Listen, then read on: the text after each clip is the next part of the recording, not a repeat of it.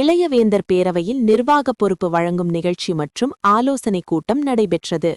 பத்திரிகை துறையில் பணியாற்றி வரும் திரு லட்சாபதி என்கிற லட்சியவேந்தன் அவர்களுக்கு மாநில அமைப்பு செயலாளர், திரு ஜெயக்குமார் அவர்களுக்கு மாநில துணை அமைப்பு செயலாளர் பதவி அதிகாரப்பூர்வமாக வழங்கப்பட்டது. இளையவேந்தர் பேரவையின் தலைவர் சேவாரத்னா டாக்டர் திரு ஆனந்தமுருகன் அவர்கள் புதிதாக பொறுப்பேற்ற நிர்வாகிகளுக்கு பதவி நியமன ஆணைகளை வழங்கினார்.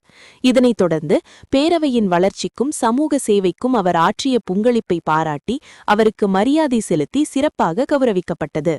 மேலும் இந்த நிகழ்ச்சியில் சிறப்பு விருந்தினர்களாக மக்கள் விருப்பம் இதழின் ஆசிரியர் திரு தர்மராஜா மற்றும் நீதியின் பாதை இதழின் ஆசிரியர் திரு ரஞ்சன் ஆகியோர் கலந்து கொண்டனர். இந்த நிகழ்ச்சியில் மாநில அமைப்பு செயலாளர் திருமதி புஷ்பராணி, மாநில மகளிர் அமைப்பு செயலாளர் திருமதி ஷோபா, தென்சென்னை மாவட்ட செயலாளர் திரு ராமநாதன் ஆகியோர் உடனிருந்தனர். இந்த ஆலோசனை கூட்டத்தில் இளையவேந்தர் பேரவையின் தலைவர் சேவாரத்னா டாக்டர் திரு ஆனந்தமுருகன் அவர்கள் புதிய நிர்வாகிகளுக்கும் உறுப்பினர்களுக்கும் தெளிவான வழிகாட்டுதல்களை வழங்கினார். இதில் சமூக நலன் மையமாக கொண்டு செயல்பட வேண்டும், பெண்கள் நலன், விதவை பெண்களுக்கான உதவி திட்டங்கள், மாற்றுத்திறனாளிகள் நலன், திருநங்கை நலத்திட்டங்கள், இளைஞர் நலன் மற்றும் திறன் மேம்பாடு, பொது சுகாதாரம் மற்றும் மருத்துவ வளர்ச்சி, கல்வி வளர்ச்சி மற்றும் மாணவர் வழிகாட்டுதல், அத்துடன் வறுமை கோட்டிற்கு கீழ் வாழும் மக்களை உயர்த்தும் வகையிலான பல்வேறு திட்டங்கள் மற்றும் பல்வேறு துறைகளில் கவனம் செலுத்த வேண்டும் என அவர் கேட்டுக்கொண்டார்.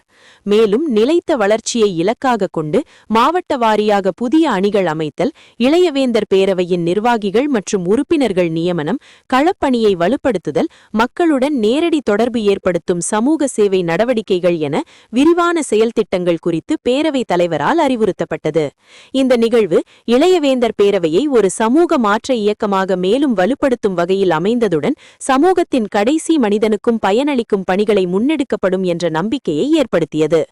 இளையவேந்தர் பேரவை இனிவரும் காலங்களில் சமூக நீதி, சமத்துவம் மற்றும் மனிதநேயத்தை அடிப்படையாக கொண்டு மக்கள் நலன் சார்ந்த பணிகளில் தொடர்ந்து ஈடுபடும் என நிர்வாகிகள் தெரிவித்தனர்.